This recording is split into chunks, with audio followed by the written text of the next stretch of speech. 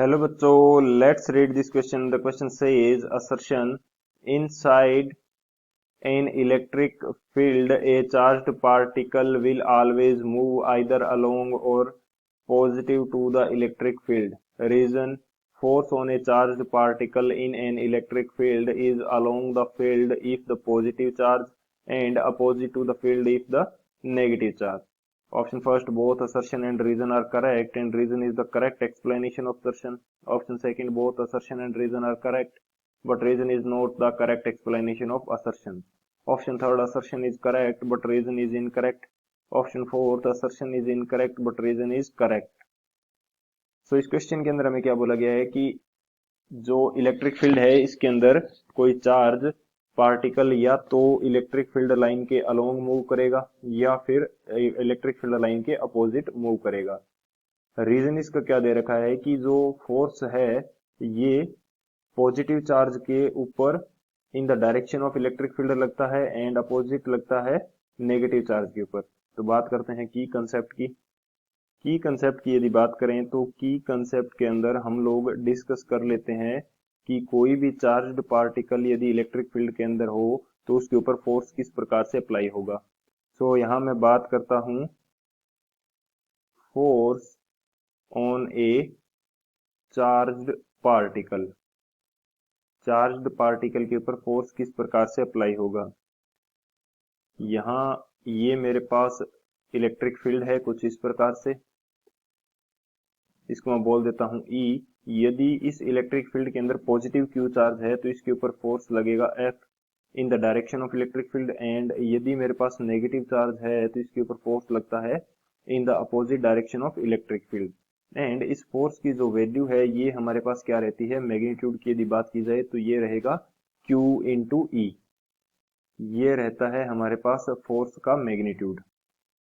सो ये हमारा की कंसेप्ट है। इस की कंसेप्ट के अकॉर्डिंग हम इस क्वेश्चन को सॉल्व करते हैं। अब यदि बात करें सॉल्यूशन की तो यहाँ मैं फिर से डिफाइन करता हूँ कि ये मेरे पास कोई इलेक्ट्रिक फील्ड है कुछ इस प्रकार से, एंड इसके अंदर यदि मैं पॉजिटिव चार्ज को लेके आता हूँ तो इसके ऊपर फोर्स कहाँ पे लगेगा, in the direction of electric field. And यदि मैं नेगेटिव चार्ज लेके आता हूँ तो इसके ऊपर फोर्स कहाँ लगेगा, तो ये जो इलेक्ट्रिक फोर्स है ये लगेगा in the opposite direction of electric field. So यहाँ पे हम क्या करते हैं, यदि मेरे पास मैं मान लेता हूं कि ये है रेस्ट के ऊपर, इनिशियली चार्ज क्या है मेरा रेस्ट के ऊपर, तो अब इसके ऊपर फोर्स लगना अप्लाई होगा, पॉजिटिव चार्ज के ऊपर फोर्स लगना अप्लाई होगा in the direction of electric field. So ये मूव करेगा along to the direction of electric field. And यदि यहाँ पे हमारे पास नेगेटिव चार्ज होता, वो रेस्ट पे होता, तो ये कहाँ पे मूव करता, ये opposite to the direction of electric field move करता।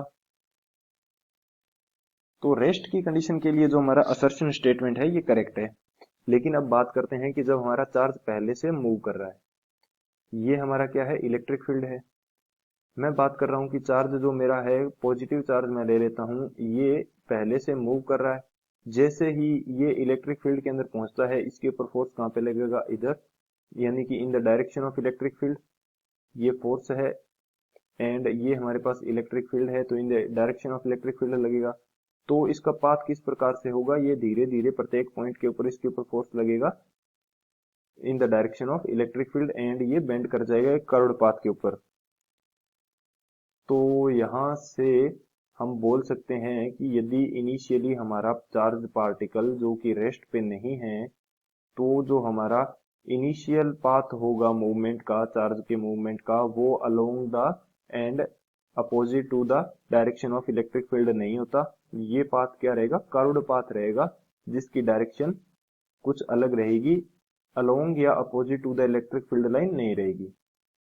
तो ये स्टेटमेंट जो असर्शन स्टेटमेंट है ये हमारा पूरी तरह करेक्ट नहीं है, ओनली रेस्ट कंडीशन के लिए करेक्ट है, जो कि मूविंग कंडीशन के लिए करेक्ट नहीं है। रीजन जो स्टेटमेंट है ये हमारा करेक्ट है। रीजन स्टेटमेंट के अंदर जो फोर्स लग रहा है पॉजिटिव चार्ज के ऊपर, ये हमेशा in the direction of electric field लगेगा, एंड नेगेटिव चार्ज के ऊपर in the opposite direction to the electric field लगेगा। ये हमने की कंसेप्ट के अंदर भी डिस्कस कर लिया है। सो असर्शन हमारा इनकरेक्ट है, रीजन हमारा करेक्ट है। तो कौन सा ऑप्शन यहाँ से करेक्ट हो जाएगा, assertion is incorrect but reason is correct। जो ऑप्शन डी है वो हमारा करेक्ट हो जाएगा। So option D is the final answer. I hope you understood it well. Best of luck. Thank you.